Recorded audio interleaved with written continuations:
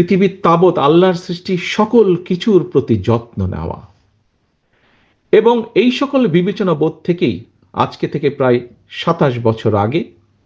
জিয়া রহমান ফাউন্ডেশনের ভিত্তি প্রতিষ্ঠিত হয়, এবং তারপরে বিভিন্ন সময়ে বিভিন্ন কার্যক্রমে কিভাবে কি কি কার্যক্রম গ্রহণ করা হয়েছে আপনারা কিছুক্ষণ আগে যে ডকুমেন্টারিটা দেখানো হয়েছে তার ভেতরে আপনারা দেখেছেন। এখন আজকে যেহেতু এখানে মোস্টলি চিকিৎসক বৃন্দ এখানে উপস্থিত আছেন, এখানে চিকিৎসা ক্যাম্প বা মেডিকেল ক্যাম্প একটি হয়েছে, আমি এই অনুষ্ঠানের যেই মূল বিষয়টি সেটির ভিতরে থেকে আমি সামান্য দু একটি কথা আপনাদের সামনে তুলে ধরতে চাই। প্রিয় চিকিৎসক বৃন্দ, সম্মানিত চিকিৎসক বৃন্দ, মঞ্চে উপস্থিত সম্মানিত অতিথিবৃন্দ